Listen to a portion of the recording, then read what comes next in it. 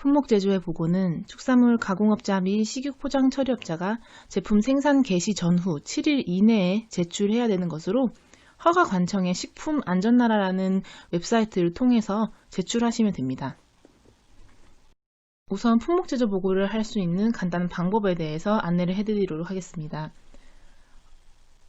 포털 사이트 검색창에 식품안전나라라고 치시면은 웹사이트에 가장 빠르게 접속하실 수 있고요. 지금 보시는 화면이 해당 홈페이지 메인 화면이고요. 여기서 해당 인허가 번호를 통해서 회원가입을 하시고 로그인을 하시면은 품목제조 보고를 진행하실 수 있습니다. 품목제조 보고 방법은 로그인 후에 우리 회사 안전관리한 탭에 들어가실 수 있고요.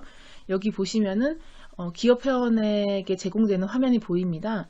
품목제조 보고, 변경 보고, 중단 보고 등 모든 품목제조 보고 관련 업무를 식품안전나라 사이트를 통해서 인터넷으로 간편하게 할 수 있습니다. 품목제조 보고를 하시는 데 있어서 화면 조작이 좀 미숙하거나 좀 낯선 분들이 문의 전화를 많이 주시는데요.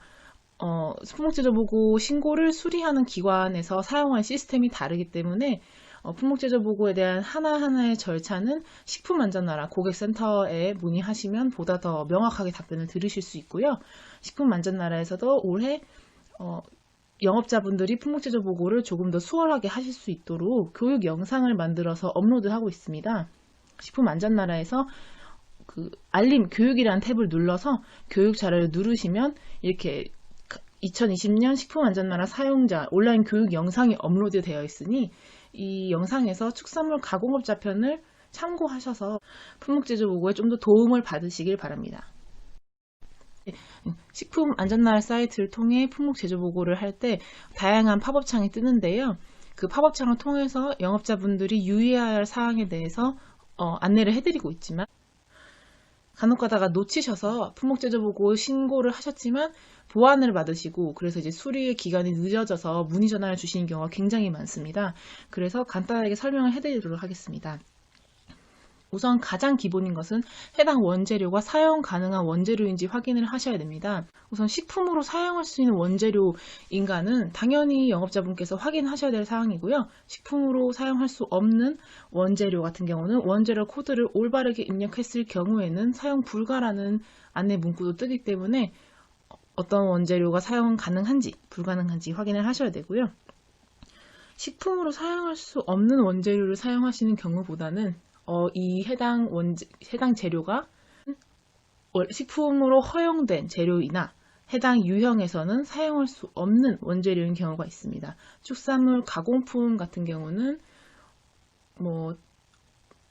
소브산, 데이드로초산 등과 같이 보존류를 양념육 유형에서는 사용할 수 없기 때문에 품목제조 보고 신고를 하실 때 내가 어떤 유형의 제품을 만들 것이며 그 유형에서는 어떠한 보존류라던가 타르색소 또는 다양한 복합 조미식품 내 성분들이 사용이 불가능한지 가능한지를 한번 확인하셔야 합니다. 품목제조 보고 관련해서 가장 많이 전화를 주시는 부분이 품목 보고번호에 대한 요청인데요. 경기도의 경우 품목 제조 보고를 신청하시는 분들이 굉장히 많고 업체 수 또한 전국의 약 30% 정도 되기 때문에 품목 보고번호에 대해서 빨리 발급을 원하신다는 전화가 굉장히 많습니다. 우선 말씀을 드리자면 품목 제조 보고는 영업자분의 신고 사항이고요. 허가관청에서 검토 후 신고를 등록해드리는 절차라고 생각을 하시면 됩니다. 따라서 영업자분들이 신고하신 신고일을 기준으로 품목제조 보고서는 발급이 되는 것이고요. 신고를 하였지만 등록이 되지 않아서 생산을 할 수 없다라고 생각을 하실 필요가 없습니다. 생산을 하실 수 있습니다. 다만 등록을 해드려야 품목보고번호가 부여가 되기 때문에 그 때문에 빠른 등록을 요청하시는 분들이 많은데 이 또한 요청 품목보고란을 활용하시면 품목보고번호를 미리 기입하셔서 적용하실 수 있고요. 그 품목보고번호를 바탕으로 제품을 생산하고 포장재를 인쇄하실 수 있습니다. 다만 해당 품목보고번호가 기존에 사용한 번호와 겹치지 않는지는 확인을 하셔야 추후 품목 제조보고서를 등록할 때 그 번호가 입력하신 대로 올바르게 입력이 되기 때문에 검토를 해주셔야 됩니다. 이 요청 품목보고 번호를 기입하는 과정 또한 앞서 말씀드린 식품안전나라의 품목제조보고 매뉴얼 영상을 통해서 자세하게 확인할 수 있습니다. 또한 품목제조보고서를 제출하실 때 자주 누락해 주시는 부분이 유통기한 설정의 근거인데요. 유통기한 설정의 근거는 크게 두 가지로 나눌 수 있습니다. 자사의 제품을 직접 유통기한 설정 실험을 하시는 경우와 자사 또는 타사의 제품 중에 유사한 제품, 자사 또는 타사의 제품 중에 유사한 제품과 비교하여서 유통기한을 설정을 하시는 유통기한 설정 사유서 두 가지가 있습니다. 이 유통기한 설정 사유서는 그 제품의 유형, 유통 유처리 여부, 포장 방법, 재질, 보존료 사용 등과 같이 많은 항목들을 비교해 봤을 때 지금 현재 유통하는 이 제품과 내가 지금 생산하려는 제품이 유사하기 때문에 이 제품의 유통기한을 따르겠다라는 양식으로 생각하시면 되고요. 따라서 유통기한을 설정하실 때는 항상 해당 유통기한에 대한 근거 서류를 꼭 붙여주셔야 됩니다. 또한 많은 분들이 품목제조보고서를 인터넷을 통해서 입력하실 때 공란으로 남겨두시는 칸들이 있는데요. 제품명, 유통기한, 용도용법, 포장 방법, 단위, 재질 보관 방법, 성삭, 품목제조 방법 등 빈칸은 모두 기재하여 제출해 주셔야 하며 이 기재하는 부분이 품목제조보고서의 원본으로 출력이 되고 부치문서로 올려주신 첨부 파일은 단순히 참고용일 뿐이기 때문에 해당 품목제조보고를 작성하실 때 빈칸을 모두 직접 기재해 주셔야 합니다.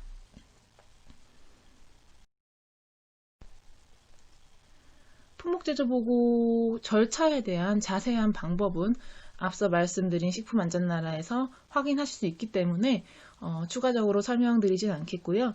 품목제조보고 관련해서 가장 자주 하시는 질문을 몇 가지 추려봤습니다.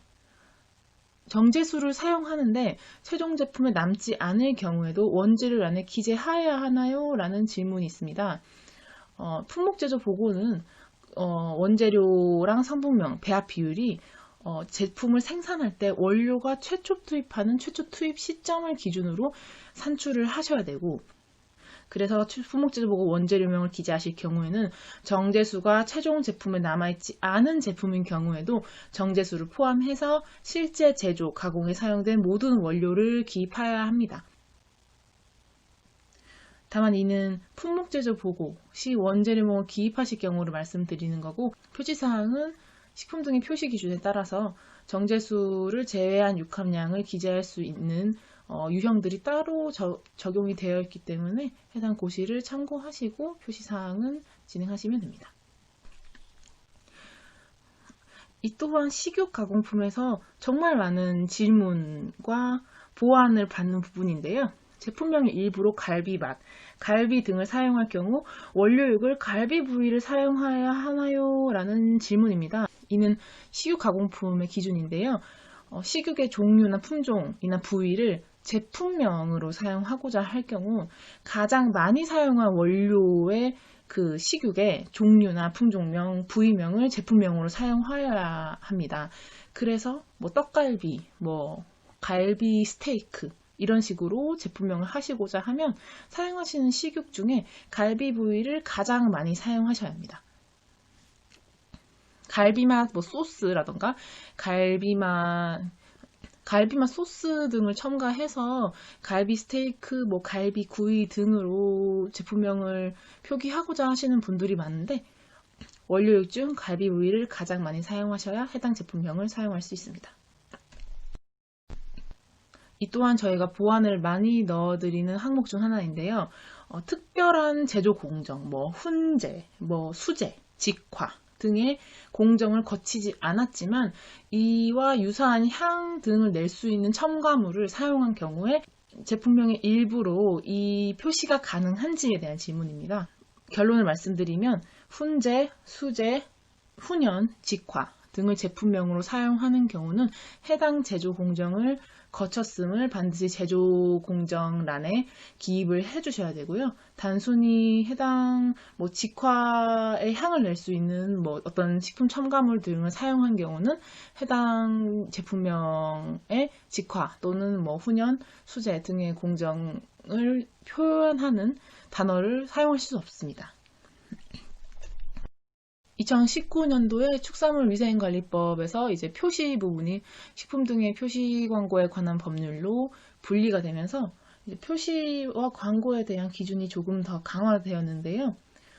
최근 들어서 메디컬, 디톡스, 한방, 다이어트, 7가지 무첨가, 비타민이 풍부한 오메가3 등 이렇게 특정 효능을 좀 두드러지게 표현하는 제품명 등을 사용하고자 하는 문의가 많습니다. 말씀드리자면 식품 등의 표시 광고에 관한 법률에 따르면 이런 질병의 이제 예방이나 치료의 효능이 있는 것처럼 인식할 우려가 있는 표시 또는 이런 식품을 의약품이나 건강기능식품으로 인식할 수 있는 우려가 있는 표시는 할 수가 없고요. 그렇기 때문에 해당 제품명 또한 사용하실 수 없습니다. 만약 해당 제품명을 사용하고자 하시면 이와 관련된 명확한 근거가 수반되어야 할 것이고요. 그 근거는 주관적이지 않고 법적으로 기준이 있는 것이 있고 법적으로 기준이 없음에도 불구하고 아예 사용하실 수 없는 것도 있습니다. 사용할 수 있는 제품명이나 품목제조 보고를 할 수 있는 케이스 등과 관련해서는 경기도청에서도 식품의약품안전처의 질의응답집을 참고하여서 답변을 드리고 있기 때문에 식품의약품안전처 홈페이지를 참고하시면 보다 더 명확한 해석을 보실 수 있고요. 식약처 홈페이지에 들어가셔서 국민소통 부분 누르시고 자주한 질문을 클릭하시면 국민신문고 등을 통해서 질의응답한 내용을 검색해서 찾아보실 수 있기 때문에 품목제조보고 품목이라고 검색하시면 아래와 같은 다양한 질의응답을 보실 수 있어요. 물론 식품도 있긴 하지만 축산물과 식품이 유사하기 때문에 해당 부분을 참고하시면 품목제조 보고를 하시기 전에 보다 더 해당 제품명이나 제품에 대해서 많은 검토를 하실 수 있을 것 같고요. 품목제조 보고를 신고하시고 해당 품목제조 보고가 등록되는데도 조금 더 시간이 덜 소요되지 않을까 싶습니다. 또한 식품안전날을 통해서도 다양한 질의응답을 확인할 수 있습니다. 식품안전날에서 식품안전 탭에 들어가면 이 식품 표시 FAQ라는 부분이 있습니다. 여기 보시면 원재료명뿐만 아니라 표시에 관련된 다양한 질의도 있는데요. 품목제조 보고와 연관될 수 있는 질문들이 굉장히 많기 때문에 이를 참고하시면 보다 더 도움이 되실 것 같습니다. 이렇게 질의응답에 관한 다양한 탭이 있는데 제품명, 원재료명 이 탭 부분을 확인하시면 품목제조 보고와 관련된 질문들이 많기 때문에 도움이 되실 것 같습니다. 네, 품목제조 보고에 관한 강의는 여기까지 하겠습니다. 감사합니다.